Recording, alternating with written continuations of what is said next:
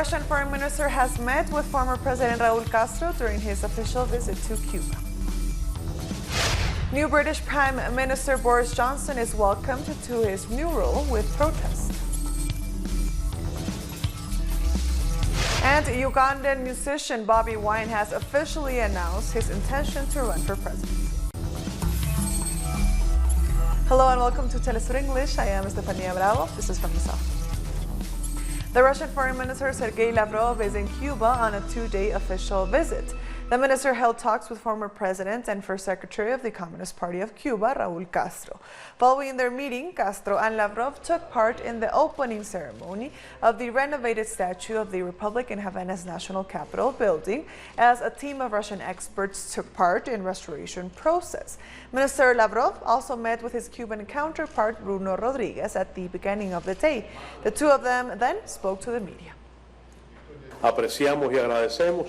We thank the support of the Russian government, its parliament and its people in our struggle against the unjust, obsolete and genocidal economic and financial blockade imposed by the United States on Cuba, a flagrant violation of international law.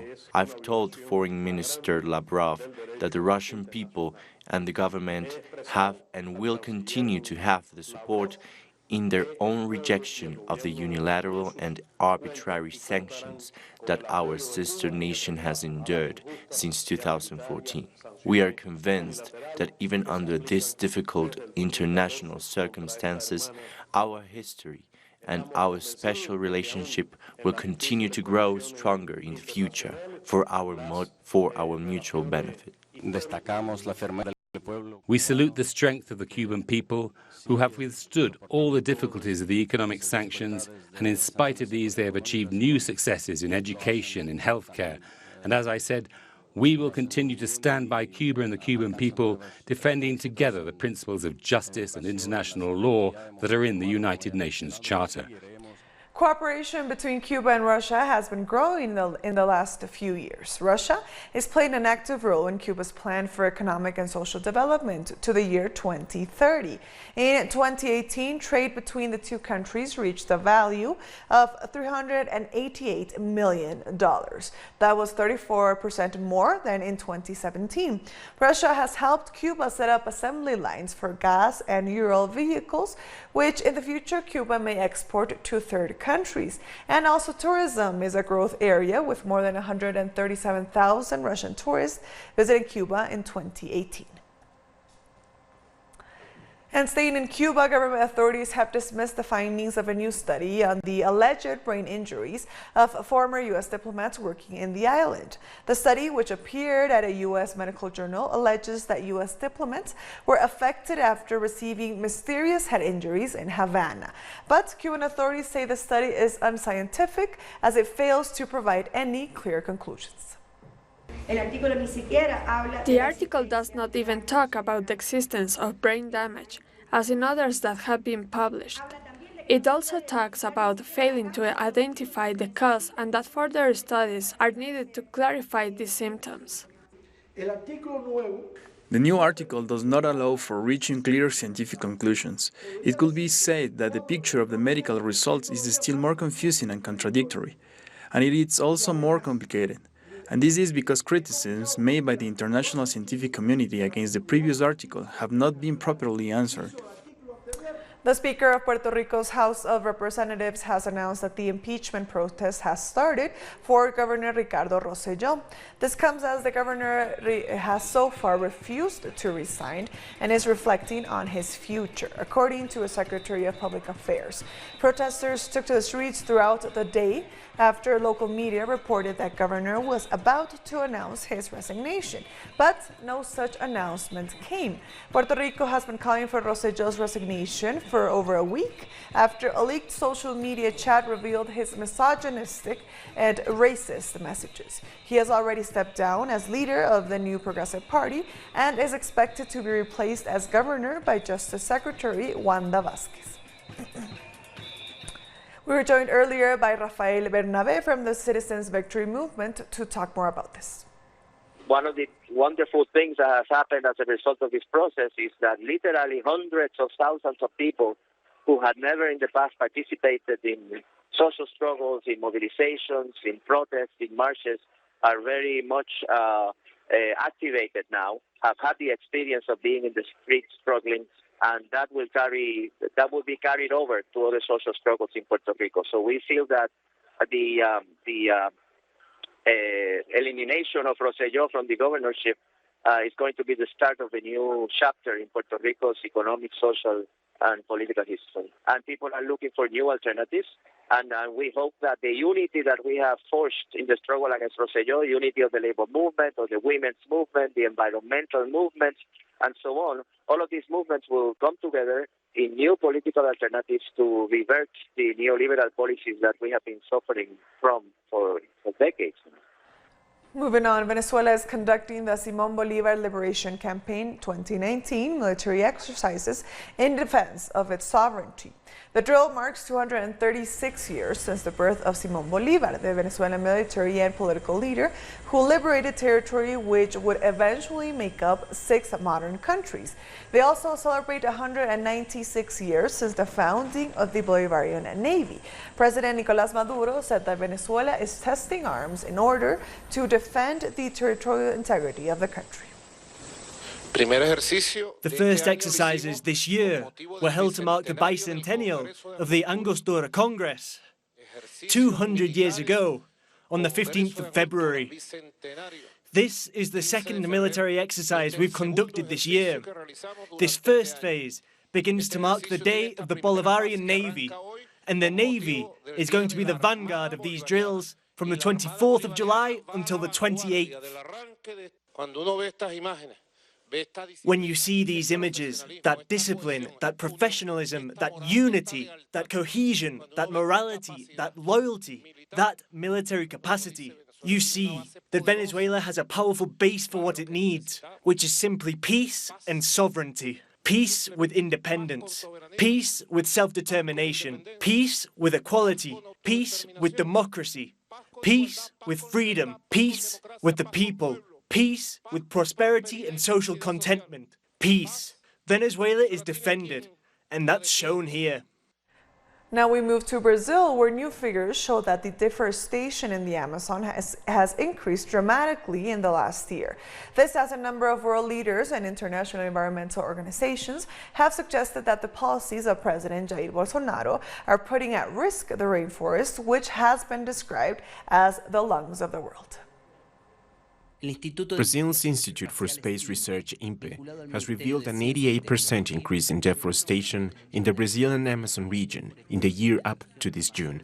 In response, President Jair Bolsonaro attacked the head of the institute, which is attached to his own science ministry, questioned its findings, and ordered them not to be published, so as not to be caught with their trousers down, as he put it. He doesn't want sustainability. He has the most perverse capitalist approach. Quick, easy, short-term profits, with private interests being prioritized over the public sector, and no objectivity in government policy. While the Ministry of Environment is praised by those who tear down the forest, those who protect Mother Earth condemn the apocalyptic panorama that Bolsonaro's policies are bringing. Everything will be destroyed for good, because there are so many land grabs. They are even invading indigenous villages to steal minerals. This is terrible for all the indigenous people. This shouldn't be happening. It's really bad for us. Ricardo Rossello, the Minister of Environment, says Brazil has zero deforestation, but in 2018 more than 8,000 square kilometers of Amazonian forests were cleared. The region is fundamental for combating climate change. And Germany and Norway have warned they may shut down the Amazon Fund, the main source of finance for forest protection. Climate change doesn't respect borders. If deforestation and greenhouse gas emissions increase in Brazil, we would be contributing to the world's environmental crisis. I think Bolsonaro's acts don't only harm Brazil, they are crimes against humanity, because they harm many people in a lot of countries. At the beginning of his government, Jair Bolsonaro promised to abandon all Brazil's commitments against climate change. He recently mocked the criticisms of foreign political leaders and challenged them to find any signs of deforestation in the Amazonian region between Boa Vista and Manaus. Precisely a region where official bodies reported more than 2,000 cases of illegal logging in the first half of this year. Coming up after the break, the mayor of Mogadishu in Somalia has been injured after an attack on his offices. Stay with us.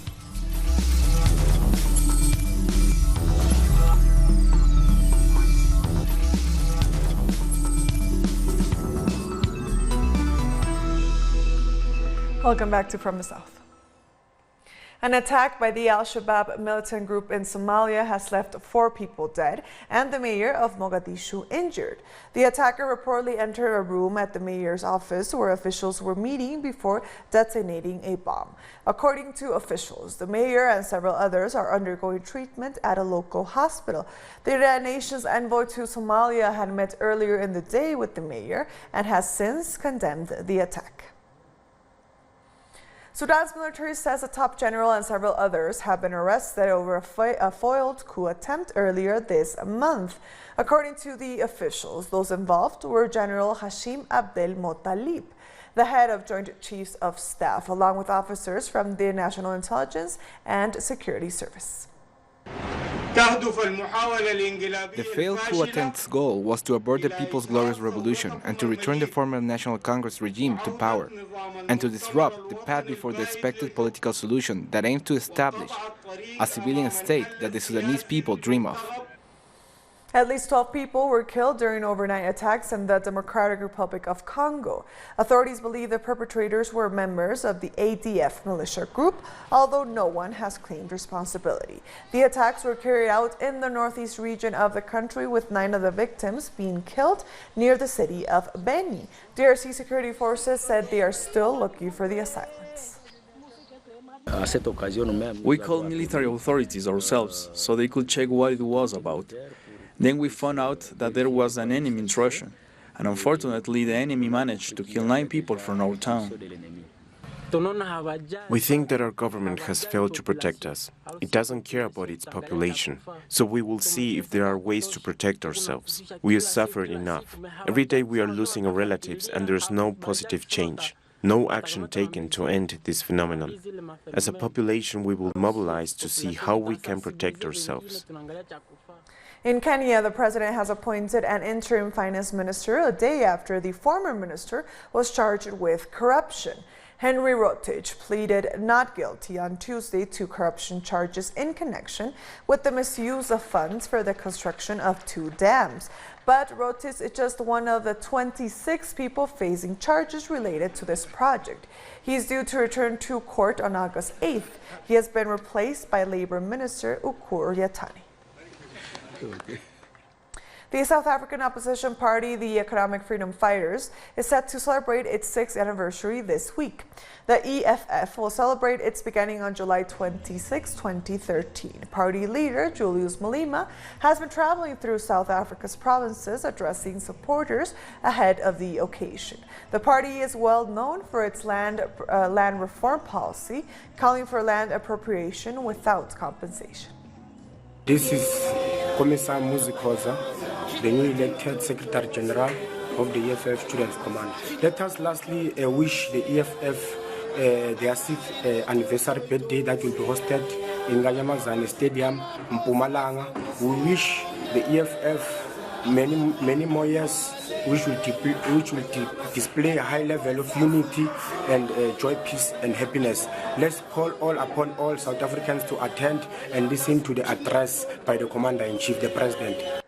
The Ugandan musician and politician Robert Kyagulanyi Sentamu, popularly known as Bobby Wine, has officially announced his intention to run for president. Bobby Wine said he is ready to challenge the current leadership in the Ugandan election due to take place in 2021. He is currently a member of parliament representing Uganda's central region. He will be running for presidency as an independent candidate. On behalf of the people of Uganda, I am challenging you to a free and fair election in 2021. While we unite, we must remember that our people are already united. Our people are united by their pain. Our people are united by their separation. Our people are united by the challenges they go through every day. Coming up after the break, the new UK Prime Minister is welcomed to his post by numerous protests. Stay with us.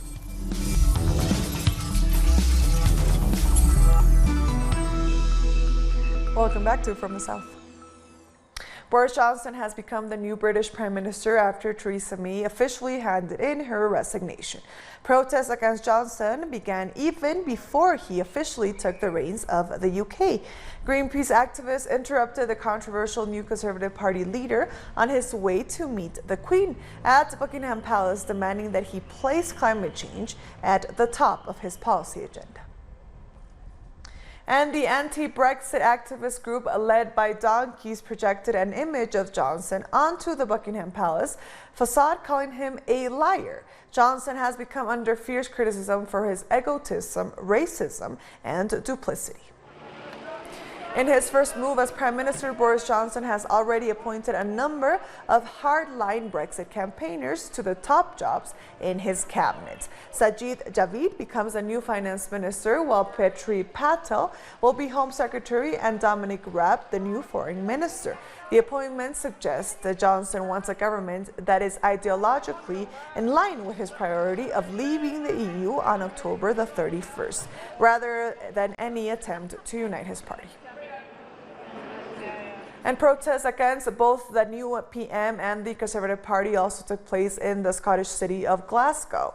The radical Scottish independence activist Tommy Sheridan called for a general election, saying there is a democratic mandate for a second referendum on Scottish membership of the UK. The next leader of the Tory party is, they don't have the right to determine who the next Prime Minister is. There needs to be a general election.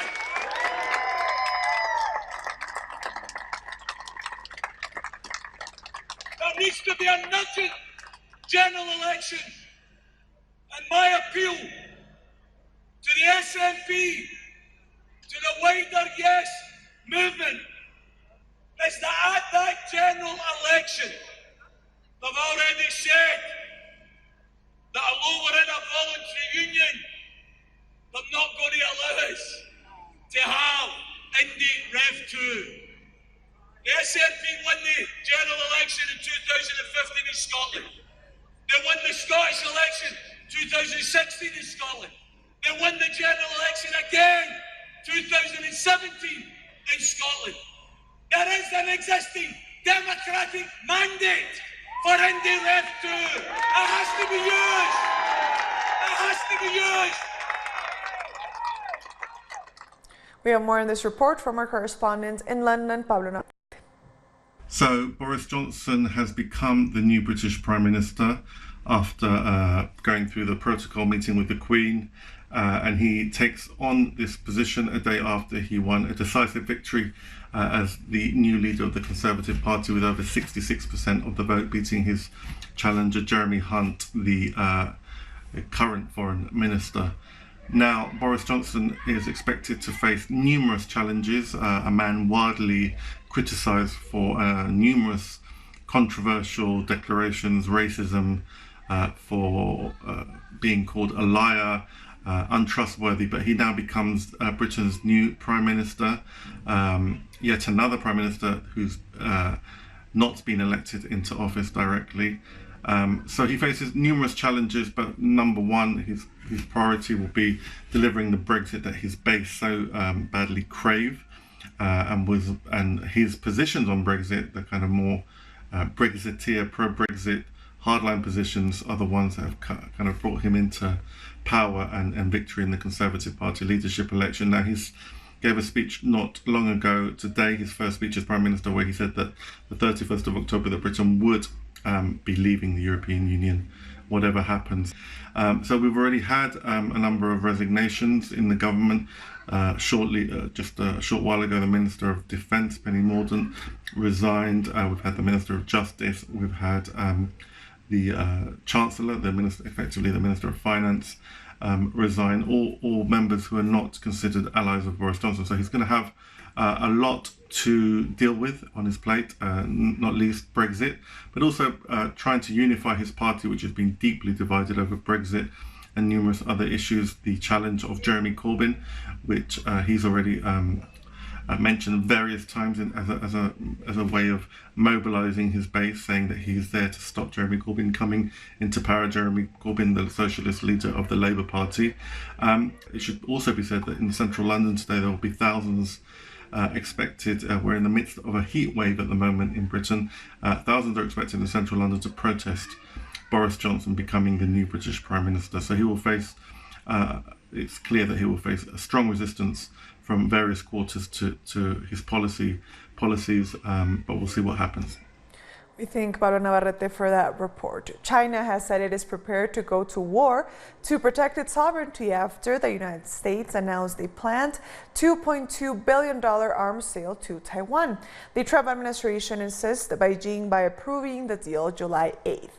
China considers Taiwan to be an integral part of its territory and that the island's separatist forces are the gravest threat to stability in the region. We must resolutely point out that engaging in Taiwan independence is a dead end. If anyone dares to try to separate Taiwan from China, the Chinese army will not hesitate to go to war, to defend the sovereignty, unity, and territorial integrity of the country. And before we go, on Wednesday, Telesur celebrates 14 years of broadcasting, making the struggles of many people visible and connecting the global south. We leave you with this video to celebrate our anniversary. We were born with a star to follow, with a symbol of freedom in our genes, with a voice of rebellion in our throats, with the sword of truth in our hands, a sword that doesn't wound but wins in battle. We have grown, breaking the mold, going places others don't or won't. We've crossed the Andes in a journey beyond our America, crossing seas, overcoming dangers. Our destination is no longer just the South. Our flag is that of the people, those who resist the return of the ghosts of the past, who are not resigned to another 100 years of solitude. We are the girls who grew up free and now are rebels opening new paths, the eyes and the ears, advancing step by step. We are Telesur, the news source of Latin America and the Caribbean.